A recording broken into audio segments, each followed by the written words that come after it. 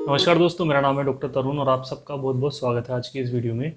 आज की वीडियो में मैं आपको बताने वाला हूँ पोस्ट कोविड सिम्टम्स के बारे में कि कौन कौन से सिम्टम्स पेशेंट के अंदर हो सकते हैं और उसमें आप उसको कैसे ठीक कर सकते हैं, कौन कौन सी होम्योपैथिक मेडिसिन आप यूज़ कर सकते हैं।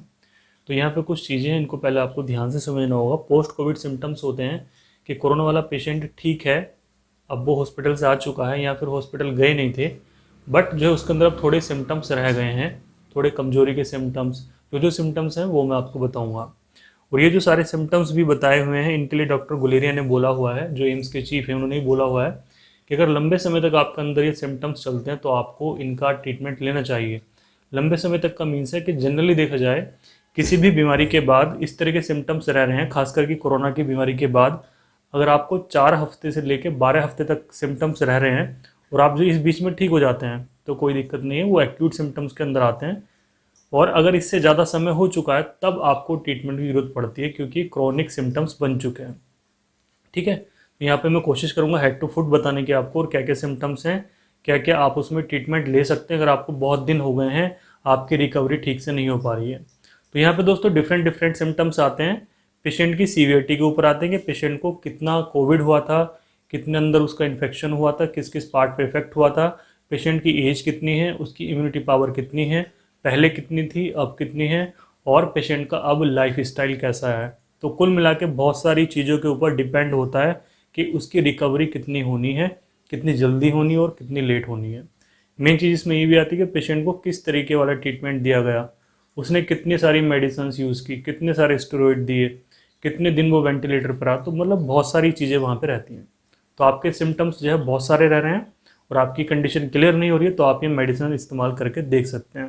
होम्योपैथिक मेडिसिन बताऊंगा जिनका कोई भी किसी भी तरह का साइड इफेक्ट नहीं होगा। तो दोस्तों चलिए शुरू करते हैं। सबसे पहले हेड के सिम्टम्स से शुरू करते हैं। तो सबसे पहले सिम्टम्स आएंगे कि आपको नींद कम आनी शुरू हो जाएगी, इंसोम्निया वाली कंडीशन होगी। सेकंड, आपको इसमें डिप्रेशन वाली कंडीशन भी हो सकती है कि आपका कहीं पे मन नहीं लग रहा हो।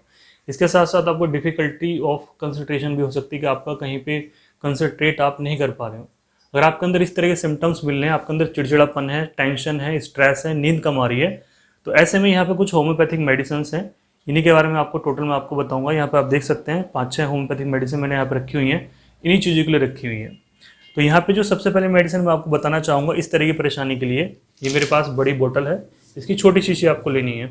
मेडिसिन का नाम आप देख लीजिए, ट्रैंक्विल, ये होम्योपैथिक की मेडिसिन है और ये SBL कंपनी की मेडिसिन है। ठीक है, ये होम्योपैथिक और SBL है। ये टैबलेट फॉर्म है, इसके अंदर टैबलेट्स हैं। ठीक है, तो ये तो खैर बड़ी है, इसमें छोटी शीशी भी आती है, वो आपको किसी भी होम्योपैथिक मेडिकल स्टोर पे, होम्योपैथिक डॉक्टर के पास, या फिर आप इसको ऑनलाइन भी ले सकते हैं। तो इसके अंदर जो आपको टैबलेट्स यूज़ करनी है, आपने एक बार में 4 टैबलेट लेनी है, दिन में 3 बार इस्तेमाल करनी है, बिना पानी के। ये आपको ऐसी खानी है, चबानी नहीं है। खाना खाने के 20 मिनट बाद आपको टैबलेट इस्तेमाल करनी है। ठीक है, पहली मेडिसिन ये हो गई, इसका कोई भी साइड इफेक्ट नहीं है।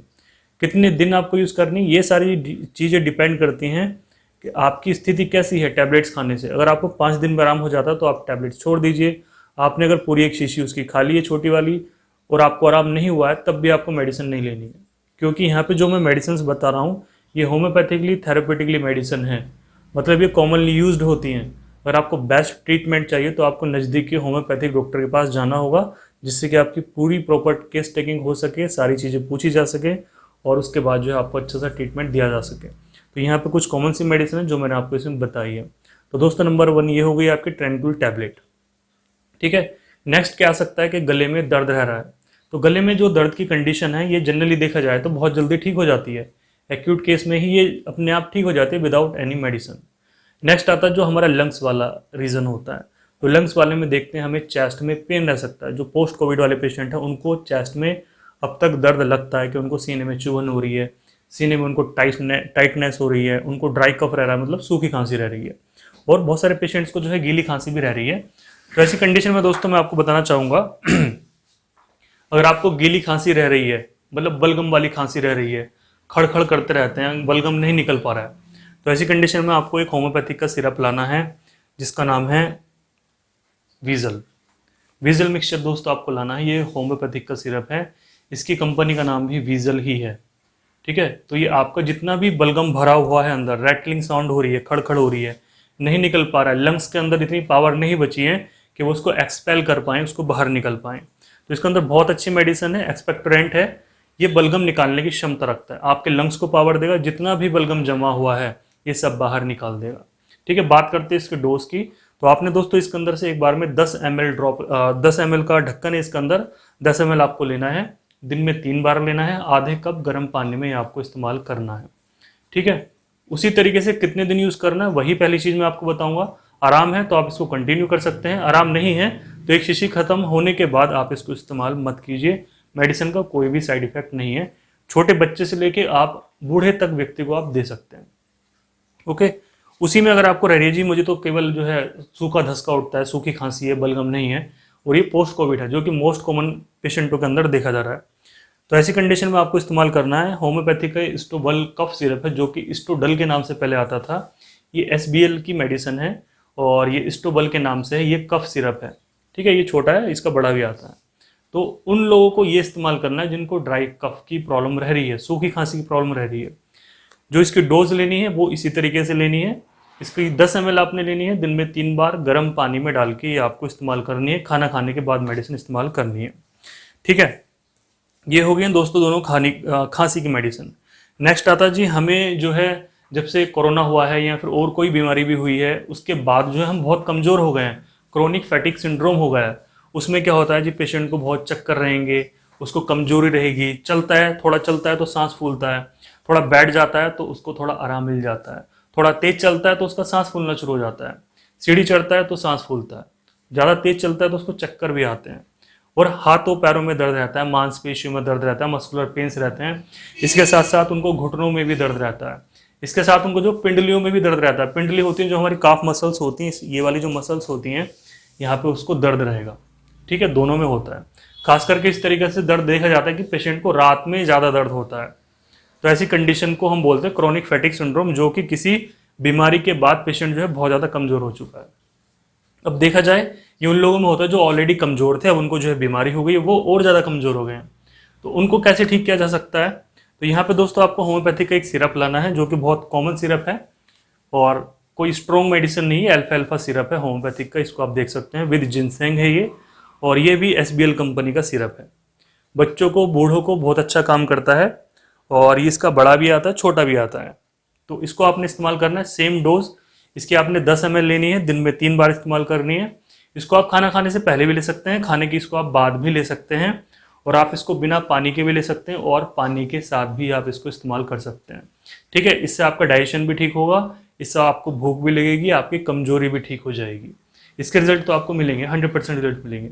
साइड इफेक्ट इस मेडिसिन का कोई भी नहीं है। ठीक है, नेक्स्ट आता है जी, डॉक्टर साहब हमने जब से जो है ये बीमारी हुई है हमने बहुत सारी मेडिसिन खाई हैं, हमने एंटीबायोटिक्स खाए हैं, हमने स्टेरॉइड खाए हैं, तो उसकी वजह से जो हमारा पेट खराब रहने लगा, बहुत सारे लोगों को कॉन्स्टिपेशन हुआ, मतलब कब्ज हो गई, बहुत सारे लोगों को, हमें इस वाले रीजन में बहुत दर्द रहता है। हमारा जो ये वाला रीजन होता है वो हमारा लीवर का रीजन होता है, ये वाला जो एरिया होता है। ठीक है, यहाँ से लेके इधर तक हमारा जो है लीवर होता है, जो कि लगभग 1.5 किलो का होता है। ठीक है, राइट साइड में भी है और थोड़ा सा जो है लेफ्ट साइड में भी है। तो यहाँ पे जो भारीपन होने लगता है, थोड़ा हम खाना खा लेते हैं तो यहाँ पे भारीपन बढ़ जाता है, तो कॉन्स्टिपेशन भी रह सकता है पेशेंट को, और जो है उसको डायरिया भी रह सकता है कि बहुत ज़्यादा मेडिसिन खाने की वजह से उसको लूज मोशन स्टार्ट हो गए हैं।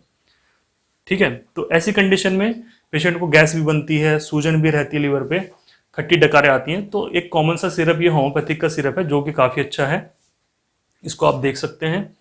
इसको है दोस्तों, इसका नाम है लिवकॉल, ये वीजल कंपनी का है, और इसके अंदर काफ़ी अच्छी अच्छी मेडिसिन हैं जो कि होम्योपैथिक मेडिसिन है सारी, और लीवर की टॉप मेडिसिन है, पेट के लिए टॉप मेडिसिन है। तो पेट की कंडीशन के लिए आप इसको इस्तेमाल कीजिए। सेम डोज 10 ml दिन में 3 बार, ये आपको खाना खाने के बाद ही लेना है, और ये आपको आधे कप पानी में लेना है, खाना खाने के बाद नॉर्मल पानी में आप इसको लीजिए। ठीक है, ये भी आपको छोटा बड़ा सभी मिल जाता है। तो जो भी मेडिसिन मैंने आपको बताई है, पहले आपको छोटी लानी है, आराम मिलने पे आप इसका जो है बड़ी चीज़, आप बड़ा सिरप आप ला सकते हैं। ठीक है, अब आती है दोस्तों कि हमें जो है जोड़ों में दर्द है, मांसपेशियों में ज़्यादा दर्द है, घुटनों में दर्द है, और जो हड्डियों में दर्द है, तो वो ही हमारा ठीक नहीं हो रहा है। हमें और कोई समस्या नहीं है, हमें वीकनेस भी नहीं है, केवल जो हमारी मांसपेशियों में दर्द है, हमें जो है मस्कुलर पेन है और जॉइंट्स पेन है। तो ऐसी कंडीशन में देखा जाए तो ये 40+ वाले लोगों के अंदर ये सिम्टम्स देखा जा रहा है कि बीमारी के बाद उनको ये समस्या हो गई है। तो इसमें अगर आप होम्योपैथिक मेडिसिन चाहते हैं तो ये है दोस्तों एक कॉमन सिरप होम्योपैथिक का, जिसको बोलते हैं हम हाइमोसा सिरप। ठीक है, इसको आप देख सकते हैं, ये भी वीजल कंपनी का है और ये काफ़ी जगह पे इस्तेमाल होता है, आप इसको देख सकते हो और पास से लाके।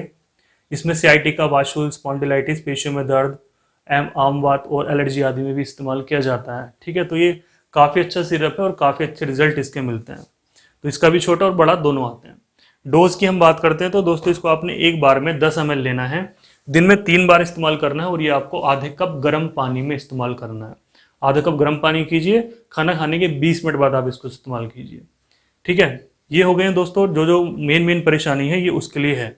जो भी आपका चेस्ट पेन रह रहा है कि सीने में चुभन हो रही है, कभी इधर टाइटनेस हो रही है, कभी इधर टाइटनेस हो रही है और आपकी जो है टाइटनेस खत्म नहीं हो रही है, तो आपको किसी दूसरे डॉक्टर से कंसल्ट करना चाहिए इस तरह की परेशानियों में। और अगर आपको डायबिटीज़ की प्रॉब्लम है कि आपको शुगर थी और आपकी जो शुगर काफ़ी हाई रहती है, तो ऐसी स्थिति में आपको ध्यान रखना है कि कोई भी ऐसी मेडिसिन इस्तेमाल नहीं करनी यूट्यूब पे देख के। आपको अपने नज़दीकी डॉक्टर को दिखाना है, किसी भी आप डॉक्टर को दिखा सकते हैं, अच्छे डॉक्टर को आप दिखाइए, अपनी शुगर को आप मेंटेन करके रखिए। और अगर आपको सीने में दर्द रहता है तो आप कार्डियोलॉजिस्ट से जरूर मिलिए। एक मेन क्वेश्चन दोस्तों यहाँ पे रहेगा, काफ़ी लोगों ने पूछा है कि डॉक्टर साहब हमें कोविड था, हमें ब्लैक फंगस का खतरा कब तक रह सकता है। बहुत सारे लोगों ने कमेंट में पूछा है मेरे से कि हमें ब्लैक फंगस का, व्हाइट फंगस का या येलो फंगस का खतरा हमें कब तक रह सकता है। तो उन सभी के लिए मैं एक बात बोलना चाहता हूँ, जब तक आपकी इम्यूनिटी कम है, कमजोर है, तब तक आप किसी भी बीमारी की चपेटे में आ सकते हैं। अब वो चाहे कोई सा भी फंगस हो, कोई सी भी बीमारी हो। आपकी इम्यूनिटी पावर ठीक होनी शुरू हो जाए, कुछ पेशेंट हैं जिनकी 10 दिन में ठीक हो गई है, कुछ की 20 दिन में ठीक हो गई है।